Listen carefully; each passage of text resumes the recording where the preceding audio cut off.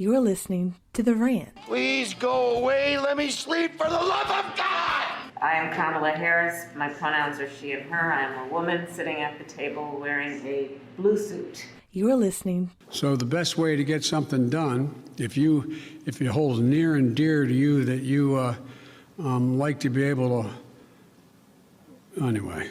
You fucking crazy, man. You sound insane. Do you realize that? To The Rant. I speak jive. Oh, good. I've been saying it. I've been saying it for 10 damn years. Ain't I been saying it, Miguel? Huh? I've been saying it. You're listening to The Rant with David King.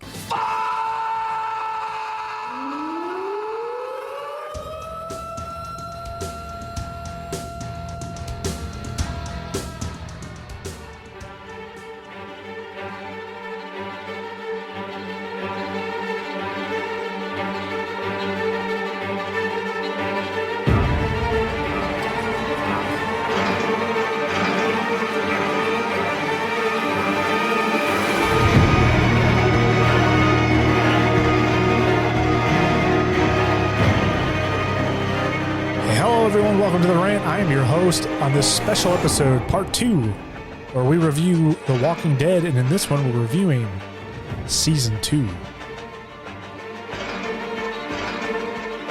Thank you for joining me. I hope that you were able to catch the first part of this special, where I reviewed Season 1, talked about the excellent character writing and how each individual character was unique, different, and on their own. It was, in my opinion, a masterclass in character design and writing. It was just an excellent first season. Now, I have watched much of The Walking Dead. I watched all the way up to, I think, season 6. So I've seen many of them, and then I kind of fell off. So much of what I'm talking about in these first few parts, I've already seen these seasons prior to watching them again for the second time. So that's one thing I will say is I watched all these seasons at least once. Some episodes I've watched more than once, but I've never really went back and watched I never started from season 1 and went all the way back through again for a second time. Now I've done that with like Daredevil and the Avengers, the Defenders and other shows like Peaky Blinders. I've probably watched that series a couple of times from start to finish. And I'll probably do it again one more time once I finish the final season. And I'll do a review on that as well. But I decided, with the announcement of the season finale, or the series finale rather, that, you know what, I need to go ahead and finish this series of The Walking Dead and talk about it, because when it first came out, it was a huge thing. And one of the things I touched on in the very first part 1, the first episode, was how much of an effect this had on all the people, on the viewership, the people in America, the whole world tuned in to watch this. And it's very unique because it's a zombie movie or show. It's not anything you wouldn't think by looking at the name and what it is that it's something deep and profound and amazing and engaging. But it is. And why is that? Why is The Walking Dead so engaging? What is it about it that locks everyone in and made it such a huge hit? I touched on that in the first season. I think the overall design of the characters and the way they interact in the world and the way they are all individual and they're all different, and there's no unrealistic, like super smart, superhuman character in this group that just kind of knows how to do everything. Each person is real. They feel very real, like someone you might know. And the way they react and the way they move about the world seems very real and grounded. And it did it so well that I think it should be an example for anyone who wants to make a TV show or write a book or a movie on how should your characters be dependent on the world. Like this is a fantasy world. It's not real. It's fiction. But yet it feels like it's nonfiction because of the way the characters were written. And season 2 continues with that in its own way. And I'm really, really excited to dig into this. So what is season 2? Well, season 2 kind of picks up right where season 1 left off of. Now, if you know, in season 1, the group went to the CDC, turned out to be a huge flop. The dude was like, it's over with. I'm done. I'm checking out. and I'm going to just stay in here while this building explodes. You're all welcome to stay here with me. Thankfully, Rick convinced him to let him out, and they all set off into the sunset, or sunrise, I suppose, in this case.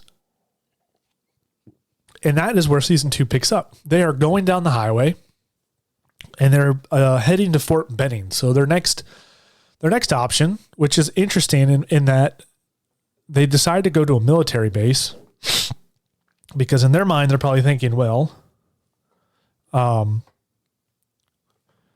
hey, the CDC was a flop. Maybe the military has their crap together, and let's go to Fort Benning. That's not far away, so we'll head off there. And so that's where they're going when they are stopped in a huge blockade of derelict vehicles on the highway. So they get stopped, and so while they're there, they're thinking, well, fortunately, the RV blows a radiator hose, which kind of keeps them immobile.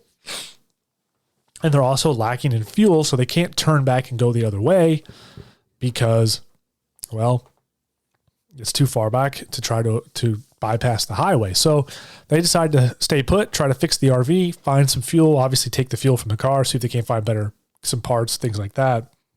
And in the process of them hanging out there, a horde of zombies migrates through that area, which causes all the characters to have to seek shelter under cars, hide, and do what they have to do. And unfortunately, Sophia, the daughter of what's her name? I should know this. I'm sorry, guys. Carol, the daughter of Carol.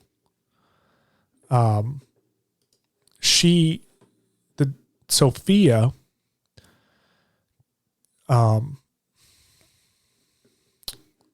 Sophia gets chased off by 2 zombies into the woods, and Rick goes after her to try to save her. And he does. He gets her and says, here, hide underneath these trees. I'm going to lead the zombies away, and then you head back to the group. Well, unfortunately, Sophia never makes it back to the group. And so the next several episodes are essentially dedicated to the group trying to find Sophia. So now they've gotten the RV fixed. They don't know this because Dale doesn't tell them the RV is fixed, because he doesn't want the group to eventually come to the decision that we're never going to find her and let's leave. So it's an interesting point, because Dale is starting to realize that, and I touched on this in the very first season, the group is starting to shift. Each individual person is shifting away from holding on to this hope that the old world is going to come back. In other words, everything's going to return to normal. This is very familiar in terms of when we went through the pandemic of 2020. Everyone was just talking about, when is it going to go back to normal? When is it going to go back to normal? I remember how everybody was saying that. When can we go back to having a normal life? Well, that was much of like season 1. Everyone's just trying to hold out and survive in hopes that they can go back to a normal life, that there's somewhere out there where they've got this thing figured out and everybody's kind of going about their day. Well, you start to see that shift into season 2, where it's going away from holding out for going back to normal to more or less surviving, because some people were lost. The camp was overrun. They're on the run. They don't know where they're really going. They know they want to go to Fort Benning, but they're still not sure if that's going to work out. The CDC didn't work out. So there's a lot of like unknowns right now at this point, right? There's a lot of uncertainty within the group of what's going to happen and where they're going to end up and and if they're going to even make it. And Dale sees that very early on. So he's holding out and saying, I'm still fixing the RV to help keep the group, from wandering off, or from the group coming together and saying, listen, this trying to find Sophia is a waste of time. She's gone. We're just going to move on. So that's very interesting to see him do that. And it's kind of a little window into his character overall. He's a very agreeable, sympathetic, and caring person.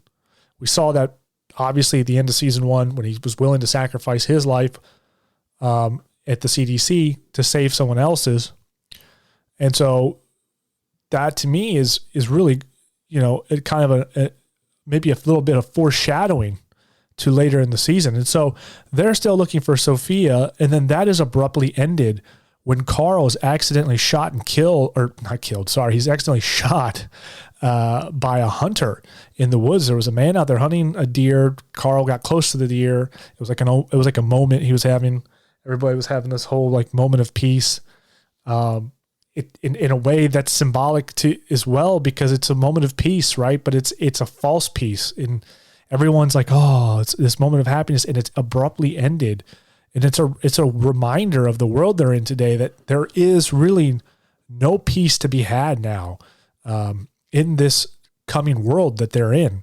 And so he gets shot, and Carl picks him up, or not Carl, Rick picks up Carl, and they are running. You see them now running towards a farmhouse that is owned by Herschel. He's a new character. He has his own family. And this is where things get really, really interesting, because now we have a whole new set of characters being implemented into the series. And it is interesting to see how outside characters interact with these existing ones.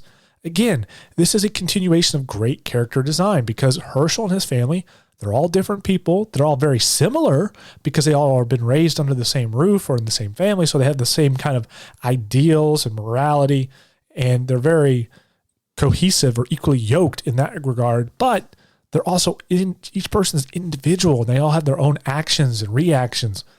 And that's makes the story so much more interesting. It's not flat, right? Everybody feels like they were written maybe by somebody else and not the same writer. Like, this writer was able to create all these individual characters and all their own individual personalities, and they're all working in this kind of matrix. And it makes the story so much more interesting because everyone's reacting differently to the same situation. And it allows so much, I'll touch on it more, but sorry, I just find it to be really great and refreshing, because today, in much of what we see in the movies and TV shows that we're watching today, the modern stuff, you have to remember this season aired 2000. What year did this? I think it was 2011 when season 2 came out. So it was a while ago. Okay, about 10 years ago. So Carl gets shot, and then so the Herschel is thankfully a veterinarian. So he has a background in medical, so he can help Carl to a degree. And obviously you wouldn't really want a veterinarian to be operating on your son who's shot, but it's the apocalypse and you don't exactly have a lot of choices. And so the story shifts over to focus more or less on them trying to get Carl safe. And then it kind of also shifts over to like Daryl and some of the other characters that were maybe not as prevalent in the first season. Daryl gets kind of stepped up here. He gets put into the spotlight because now he's searching for Sophia more or less, while others are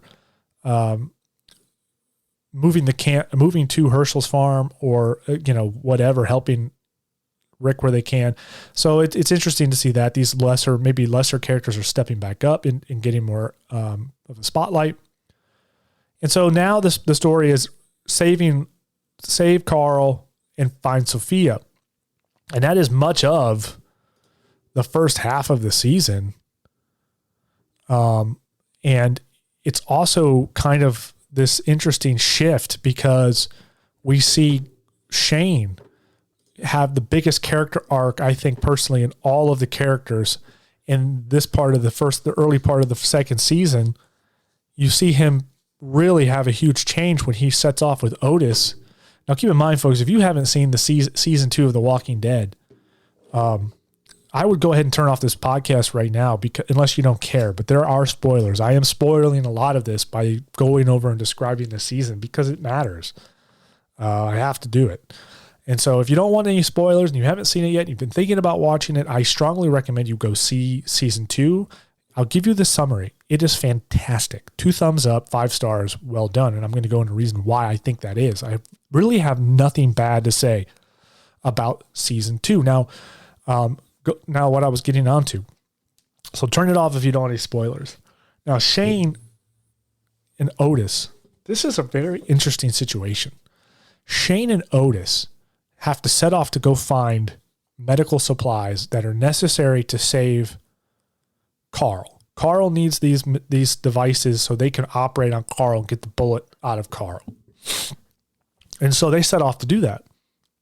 And when they get to the facility where this medical supplies are at, it's overrun with walkers. It's as a hot zone. Nobody within their right mind would go near it. But they don't have a choice. They have to go in there and get these supplies. Otherwise, Carl's dead. And so they do. They manage to get in. They manage to distract the herd and get in and get the supplies. But getting out is where it becomes a problem.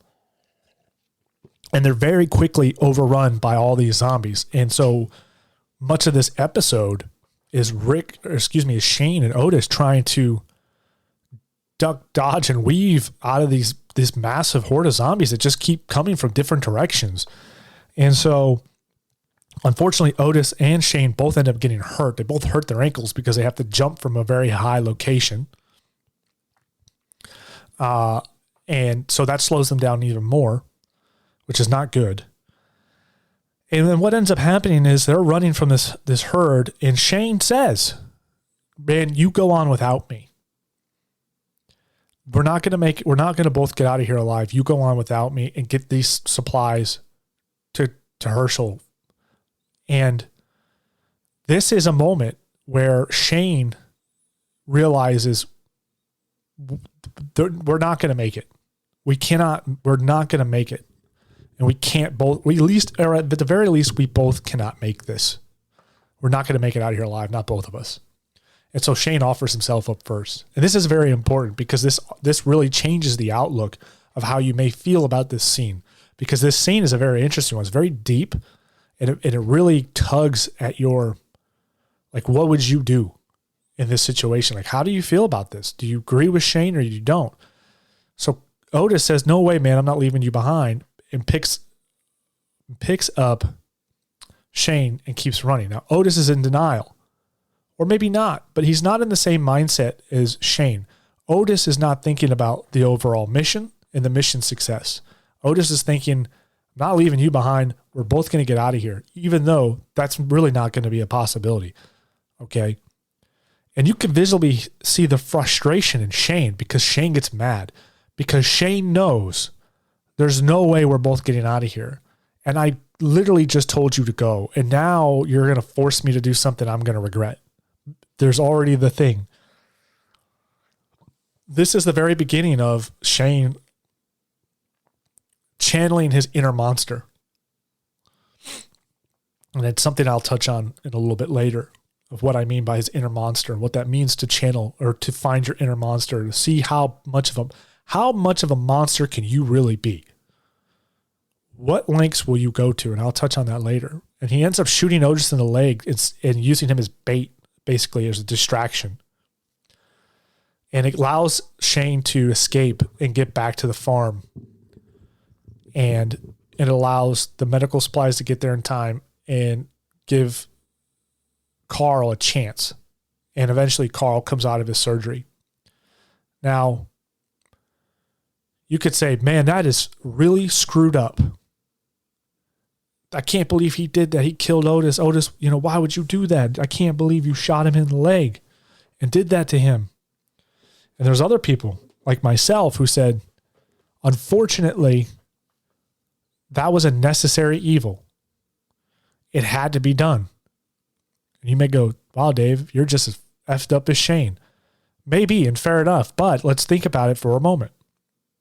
Let's look at this situation, this scene, from a military perspective. I'm a Marine, so I can easily do this. I can look at it from like a mission perspective. If we were in the military and this was a mission, what is the mission? The mission is to get medical supplies so we can save Carl. What happens if we fail? If we fail to get this medical supplies to Carl, Carl will probably die. It's very likely he will not survive the surgery and he will die. Okay. So that's our mission. Our mission is to get this medical equipment. So if you look at this from a military execution, Shane and Otis go off and they set off to fulfill that mission.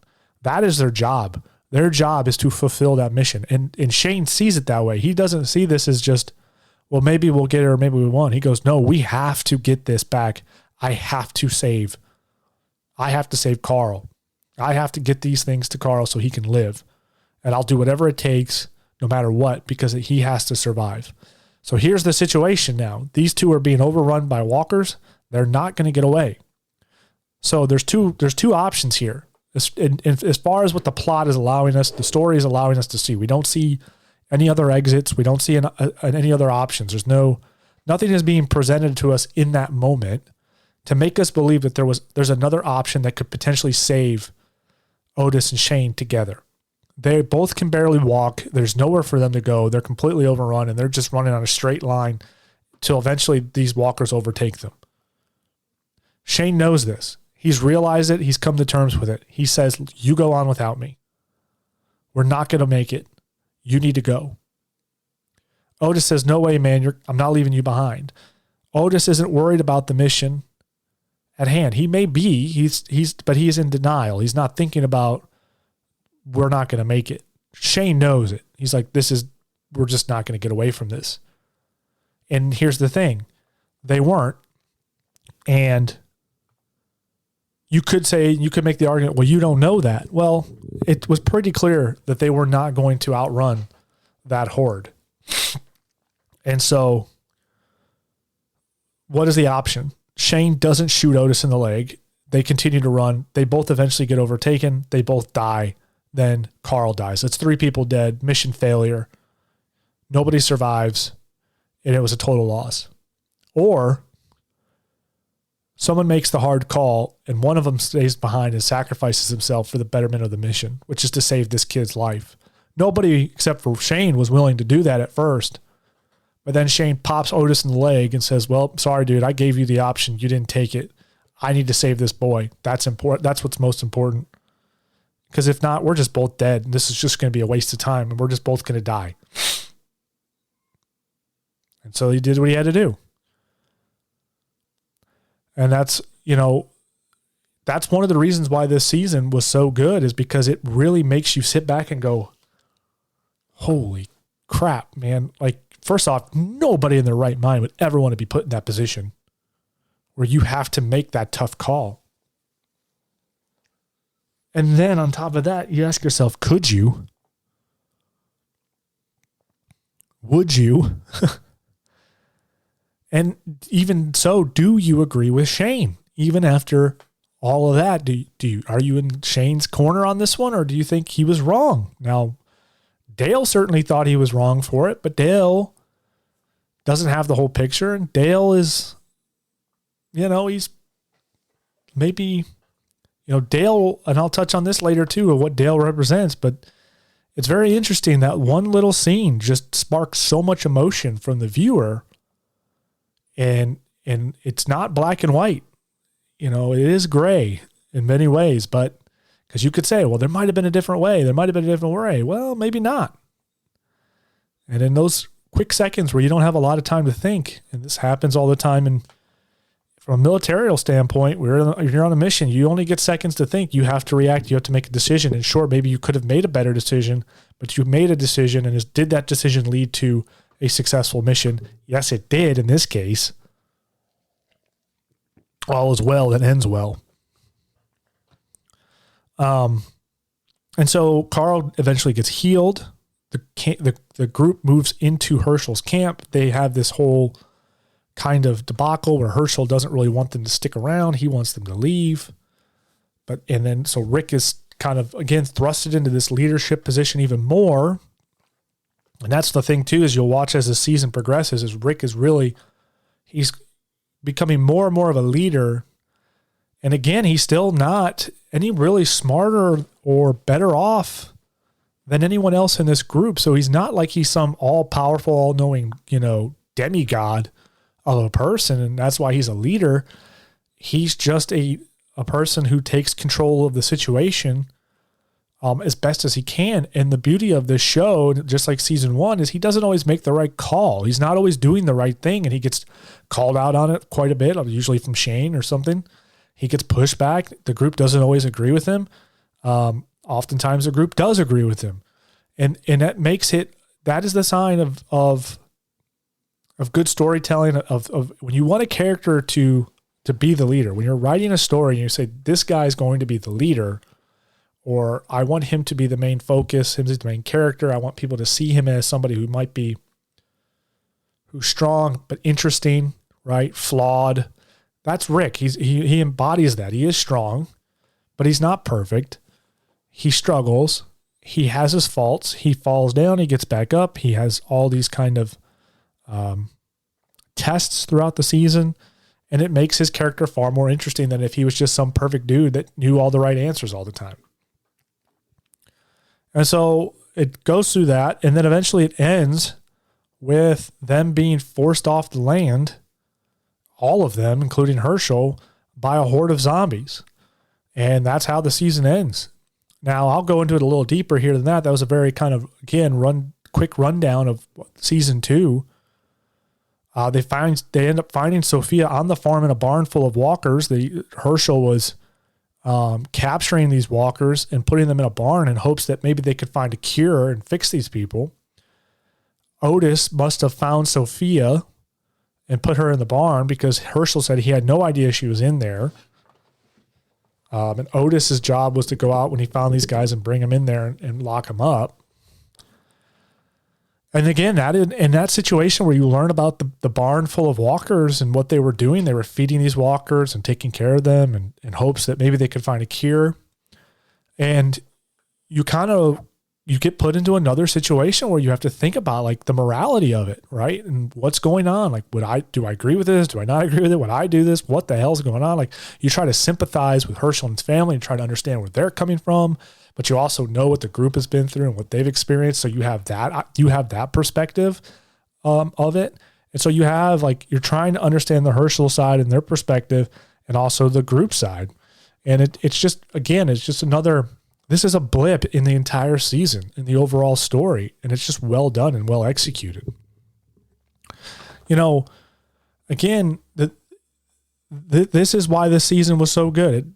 A continuation of great character design and writing, deep, meaningful plot, and major psychological undertones, and symbolic, a lot of symbology, like symbolic moments throughout the season. A good balance of action and drama. I think the pace was really good. When I first watched the season, I thought maybe a long time ago, I do remember thinking, man, this is the season kind of isn't very good because it just feels like we're sitting around looking for Sophia the whole time. And it's easy to get caught up in that, but really there's so much more going on. So when you watch it for a second time, you can kind of appreciate it. You'll end up really liking it, I think. The zombies really take a back seat as the characters and their own agendas take center stage in this season. You really don't, see a whole lot of zombies, and you have each character is going through their own thing. It's basically them all kind of cycling and shifting towards this old thought of hope and holding out for normalcy, like I said earlier, and then moving into this survivalist mode or this new world that's approaching that you'll see at the end of the second season that's coming towards them. They don't realize it. And that's what makes it so interesting. Rick is still trying to figure out his role as a leader. He's trying to save his son and he's looking for Sophia. You got Shane, who's come to terms with his reality of all the situations going on with him, with Rick's wife and everything. And he's one of the few people, if the only one really, you may say Dale to a degree. I think Daryl. Daryl's character, he might be is one as well in terms of this, but he's one of the very few characters now willing to do whatever it takes to keep people safe. He's turning to his inner monster, like I said earlier, and something I'll touch on later. And then much of the other cast, like I said, they all have their own set of issues, and they're all very interesting and meaningful, and they add to the overall story. It's all little it's all little subplots within the big plot, the big story, and it works, and it's engaging if you're willing to pay attention and engage in it. In the very beginning, like I said earlier, the zombies take a huge back seat. And that's also very important. This is a zombie apocalypse show. And yet you don't see a whole lot of zombies in much of this season. Not like in the first season. They were very prevalent. They were everywhere in the first season. In the very beginning at the highway. And then you don't really see them again until the very end of the show. You don't see them really deal with the zombie problem. And I believe this is intentional by the writer, and it's to emphasize the safety that farm that they ended up on offers, and the idea that the world may still go back to normal at some point. That the farm offers like a sense of false hope in a way to everyone, but they don't really realize that until it's too late. So I think there was a reason why you only saw sporadic amounts of walker engagement. It was never near the farm or on the farm. Very rarely did you see that. And as the season progresses, different dangers present themselves, including dangers from the living. There's a scene where Rick and Herschel are at a bar with Glenn, and they encounter normal people, survivors, who end up being very hostile.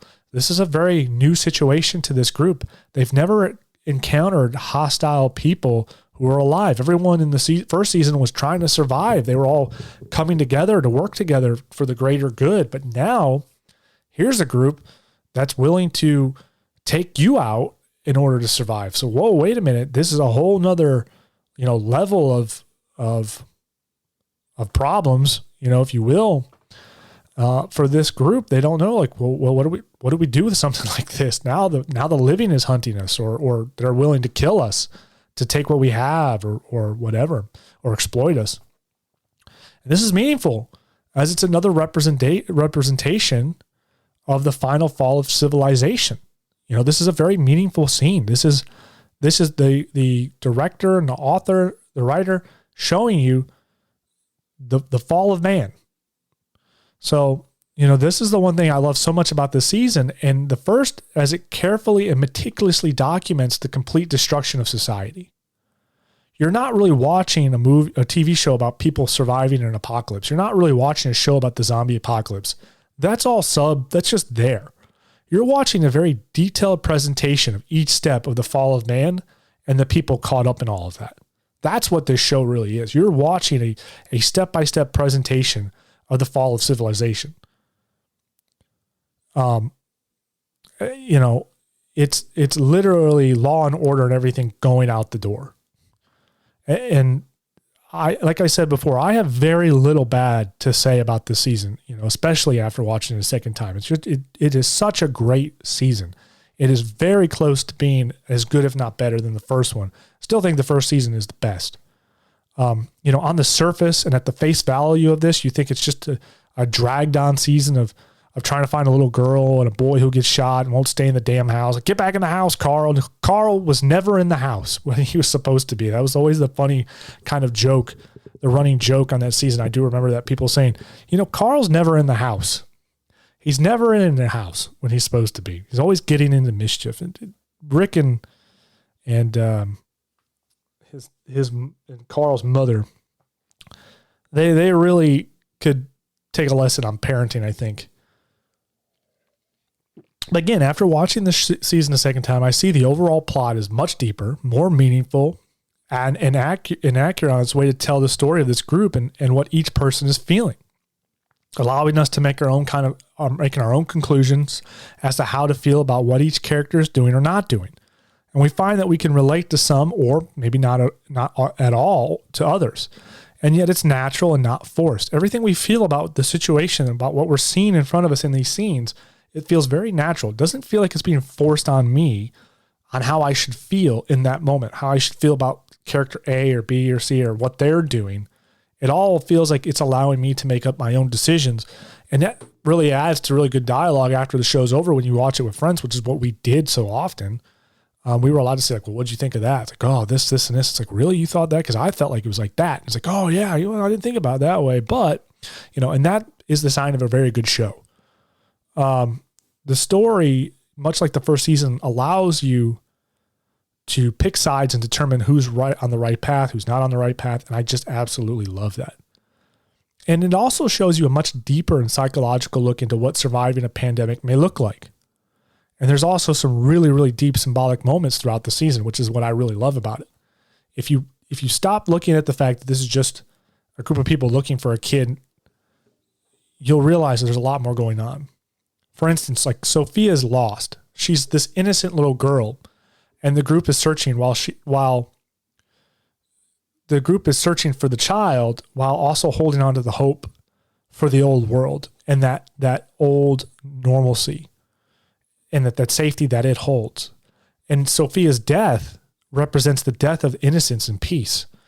You know, that's what her death represents. She was this poor, innocent little girl, and she died. And when she died, innocence and the peace that was once there is now gone. You know, because right after that, that's when things start to fall apart. There is no more innocent bystanders anymore. You find that when Rick and them come across those other living people and they end up capturing that kid who hurts himself. I don't remember his name, but you realize there is no more innocence. There is no more peace. There's no more peace among the living. There's no more peace really among the group in many ways after that situation. And the capture and potential execution of their hostage, which I just mentioned a second ago, represents the end of civility, justice, and law and order. It represents the world changing into a surviving world versus a living world. What we do today is we're living in this world, right? We can go to the grocery store, pick a career, do what we want to do, at least in the Western world. We're not trying to survive. We're just living. And living can mean a lot of different things. And the debate between Dale, Shane, and Rick about whether or not to execute that hostage is a great representation of the old world and the new world that these characters are living in. Dale, the old man, represents the old world. And Shane, he's a representative of the new one. It's kind of like the devil and the angel on your shoulder. Rick has to stand between them and make a choice of where he wants to go and where does he want to take this group. Does he want to hold on to what the world was or accept that the new one is here and is brutal, cold, and unforgiving? And don't think for a minute, this is really interesting because it kind of hit me when I watched it again. Don't think for a minute that Dale's death was not calculated and purposeful. This was a well-executed write-in by this writer, as it represents the death of the old world. Dale dies and Shane comes back after being killed. That's the thing you have to realize. Dale is dead and he dies. He doesn't resurrect. Shane gets killed and he comes back as a zombie, but he comes back. And it's a representation that the old world's not dead, or the old world's dead and the new world is not going anywhere. It's showing you that the new world cannot be avoided. You cannot avoid Shane. And that's something that we will discover in more detail as the newer seasons progress. Everyone eventually, and it's really funny because I remember saying this in season 6 or whatever, or 7, I can't remember what season I finally, it was the one when Negan came around. But I remember saying, like, everyone in this show has all become Shane. I remember in the season 2 thinking everyone was looking at Shane as the bad guy, but yet here now everyone has become Shane. And that actually really helped me look at the death of Dale and the debate between Dale and Shane as something more deeper. You know, the author, he was already 4 or 5 seasons ahead in his mind. He knew where the story was going. We didn't really know at the time. But knowing what I know now, I can look at that and go, yes, Dale is a representation of the old world. Dale is compassion, mercy, love. He's all the things that we have today in this society. Shane represents survival, doing what you have to do to stay alive. And if that means being ugly and cruel and that means killing, then that's what you do. Because that's the world, it's the new world that's coming their way. That is what it's going to take. Love and compassion will have no place in this new world. So yeah, when I first watched it, I did think the season was a bit mundane. But after watching it again, I can appreciate the pace of this season. I think the lulls mixed in with the highs were very good. The fact that every character had their own individual story with the overall plot making it deeper and more interesting, very good. The last season was I said the last season was a masterclass on character design. I think this season is a masterclass on how to write a freaking interesting story. How to make a very compelling, interesting, lock you in, make you cannot wait to watch the next episode kind of story. Everything feels so well thought out and purposeful, very methodical. Each character changes with each conflict and in their own ways that resemble their personalities established over the previous season. So every character continues to change, but they do it in their own way that is in line with their personality, as we saw with the original season. Even the newer characters like Herschel and Maggie, they all change. They all have reactions to these situations that are their own and fall in line with their character. It's very well done. And this show dives into some very deep psychological traits as well that I find very interesting. And these are things that most people probably may not notice, or maybe you do, I don't know. But it's something that I picked up on. And I think it helps to make each character unique and worth investing in. And so, as I stated earlier, to touch on this kind of just as an example of the kind of the deep psychology of the show, Shane was able to realize the writing on the wall pretty quickly. He'd taken on a role as a leader in the early first season and making sure the group was safe. And then the second season progressed. We watched as Shane channeled his inner monster, as I like to call it. I think Shane's character was probably the one that had the biggest arc out of every character in the show from season 1 to season 2. So what do I mean by channeling his inner monster?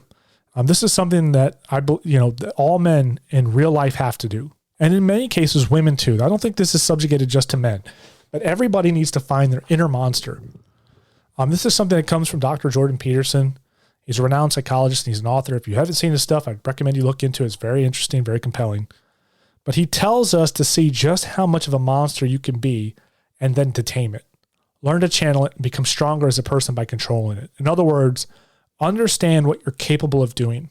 Understand how far you can go and who you are as a person.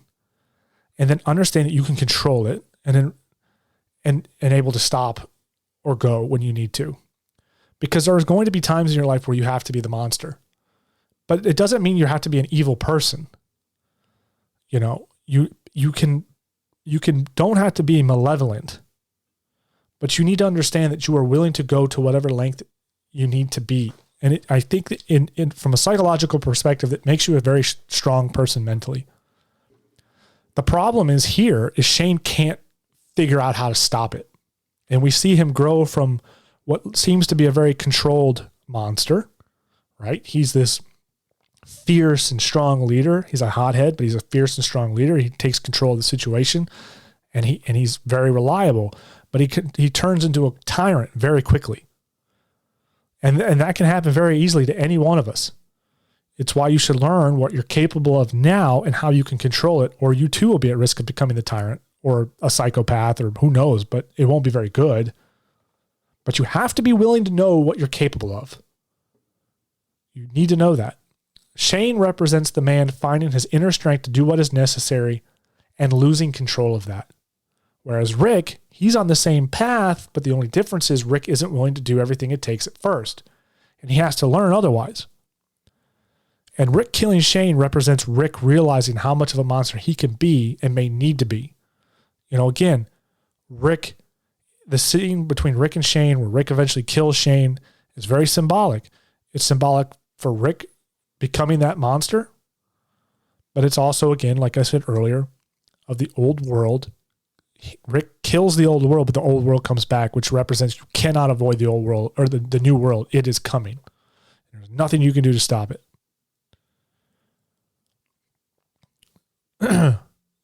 Rick killing Shane represents Rick realizing how much of a monster he can be and may need to be. It's him crossing over into the new world.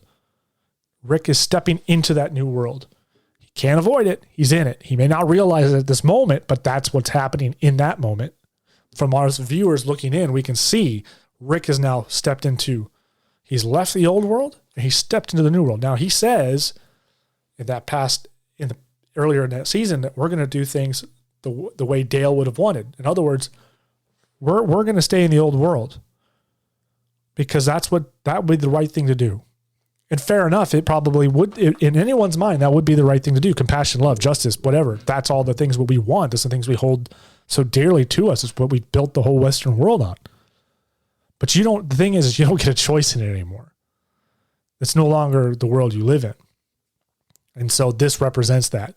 You've killed the old world. The old world's dead when Dale dies. And then you've stepped into the new one when you've killed Shane.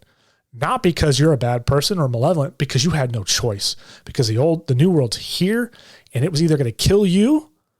You can either accept it, or die by its hands. That was what was going on right there. And Rick accepted it. He may not even realize it, but he did. And so the answer now will come down to is, can he control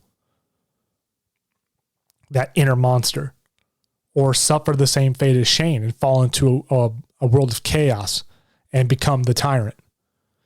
And at the end of the second season, you can see the visual and personality changes in Rick after that event between him and Shane. It has a profound effect on him. He is teetering at that moment on becoming the tyrant as he tells everyone it's my way or the highway, and he's shutting them all down. Everyone is firing back at him in the moment of chaos because everyone's scared. Nobody really knows what to do. They don't want to get overrun by zombies again. And he shuts them down. Now, that was a very profound moment because it was a powerful moment, but it was also an insight of, can Rick control that inner monster, or will he become the tyrant? Because he was very much teetering on it right there. And I think you're going to see much of the same from the rest of this group in the seasons to come. In fact, I know you will, because I've watched these next several seasons.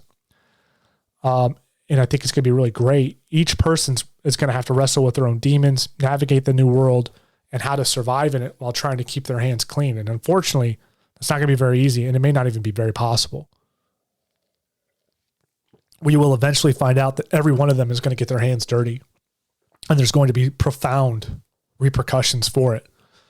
And you may make the argument that it was unavoidable. They couldn't avoid it. And you may make the argument that they could. And we'll touch on all of that in those future episodes for those future seasons. But this is why the second season is such a great one. Well written and executed from start to finish. It keeps you on the edge of your seat throughout and second guessing your own feelings about the characters and the situations. And that's the beauty of it. You never really for a moment, even watching it for a second time, or do you really feel like you're on the right side of things when you're thinking about what's going on in that scene. It's really great. And if you're like me, you could see the deeper symbolic and psychological meanings behind many of the scenes in the season. Or you may just think I'm stupid and a nerd, I'm overanalyzing. Fair enough. Maybe I am. But I enjoy doing that. I strongly recommend this season to anyone. Even if you've already seen it, watch it again. It's really good. Again, I find it to be a very close runner up to the first. It's great for its own reasons. Picks up right where the first one left off, but then it turns right into its own little show. You know, when you think about that, most shows struggle to separate themselves from the very first season. Obviously you don't want to completely separate yourself from the first season. You want a fluid transition where it's the same world, same characters, everything is in line with what happened in the first season, but you don't want the second season to mimic the first one. You want it to be its own. And you don't see that very often with shows. It's really hard to do that, I guess, because they don't do it very often. But each new season is not like that. The Walking Dead is not at all suffering from that problem. This could have very easily been the first season if they wanted it to be. It was that good and it made perfect sense. It was very much in line. It could have started off right there in season 2 and it would have made sense and been perfectly fine.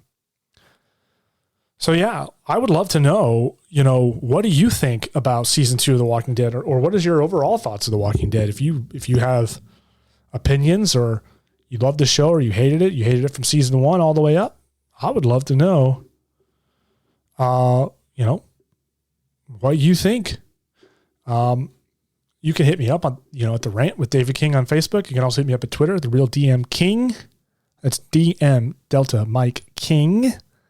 On Twitter, you can tweet at me. I'll tweet back. You can also email me at davidking.therant@gmail.com, where I'm seeing that Carlos is telling me that my podcast is ranking very well in Portugal. So if you're listening in Portugal, I appreciate that. I don't believe that. I think that's spam, but you know what? Maybe I am trending in Portugal. That'd be kind of cool. And on that note, folks, I thank you so much for listening to this show. I hope you're enjoying this little mini-series, this 11-part mini-series on The Walking Dead. The next one will be probably next week, hopefully, if I can complete the third season in that amount of time. I found it actually really hard to finish season 2 in a decent amount of time. I wanted to just watch the whole season in one day, but you just can't do that. You'll be dreaming about zombies. But I'm hoping to have that part 3 up next week. This one is obviously for this week. If you like the show and you're enjoying it, please tell a friend. That helps me out so much. You can rate us on Apple Podcasts and Spotify. If you rate us, that really helps. Give us a 5-star rating. Puts us up at the top of the charts. We get more viewers. That's all I'm asking for. I'm not asking for money. I'm not asking for anything. I'm just asking for you to tell somebody and give us a rating. That'd be awesome. And on that note, folks, thank you so much. I will be back later this week. We got college football to talk about. We got Elon Musk dumping documents about the Biden laptop scandal. And we got some diet updates. NSNG, for those of you who have been following along with me about the diet, you haven't had any updates in a while. I'm pretty sure you're annoyed by that. I apologize. I've got some new updates for that. All that's going to be coming later this week, so look for those episodes to drop. Thank you so much, everybody, for listening. I love you all. I appreciate you all. Have a great night. Bye now.